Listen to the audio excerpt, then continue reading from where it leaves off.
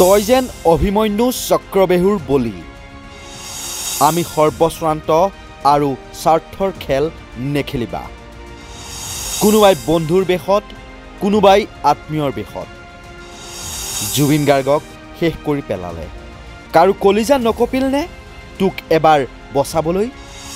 পুনৰ আবেগিক আৰু ক্ষিপ্ত হৈ জুবিন ভগ্নীৰ ফেচবুক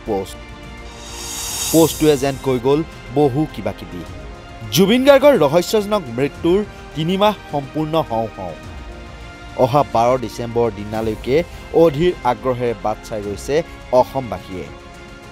কিয়নো 12 ডিচেম্বৰৰ দিনা এছআইটিয়ে দাখিল কৰিব চাৰ্জশ্বিটক লৈ জল্পনা কল্পনা চলি আছে জুবিন গাৰ্গৰ প্ৰকৃত অনুৰাগীসকলে এতিয়াও প্ৰাণৰ শিল্পীগৰাকীৰ মৃত্যুৰ শোক পাহৰিব পৰা নাই তেনে সময়তে অতি অসংবেদনশীলতাৰ পৰিচয় দিছে জুবিনৰ প্ৰকৃত অনুৰাগী বুলি ডিঙি ফুলাই চিঞৰি ফুৰা হিমন্ত বিশ্ব শৰ্মাৰ বিজেপি চৰকাৰে সেয়েহে জুবিন গাৰ্গৰ মৃত্যুৰ গোচৰৰ চাৰ্জশ্বিট দাখিলৰ পূৰ্বেই গুৱাহাটীত ৰং ৰহস্যৰ আয়োজন কৰিছে খুদ হিমন্ত বিশ্ব শৰ্মাৰ বিজেপি চৰকাৰে সেই একেই সময়তে জুবিন গাৰ্গৰ ভগ্নী পাল্মি বৰঠাকুৰে দিলে এক আবেগভৰা তথা ক্ষোভেৰে ভৰপূৰ এক চৰ্চিত ফেচবুক পোষ্ট বৰঠাকুৰে লিখিছে এয়াতো নাছিল কোনো যোৱাৰ সময় তই সকলোকে বিশ্বাস কৰিলি আৰু তোক সকলোৱে নিজৰ স্বাৰ্থৰ বাবেই ব্যৱহাৰ কৰিলে কেতিয়াবা বন্ধুৰ বেশত কেতিয়াবা আত্মীয়ৰ বেশত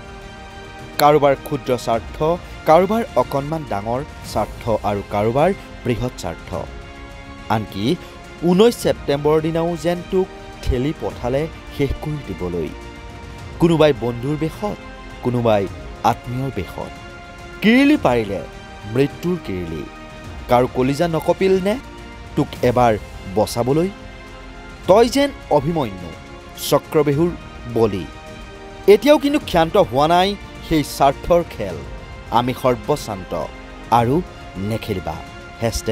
#জাষ্টিছ ফৰ জুবিন গাৰ্গ যেন বহু কথাই বুজাই গ'ল পাল্মি বৰঠাকুৰৰ এই আবেগ বিপল ফেচবুক পোষ্টে news desk report North East নাও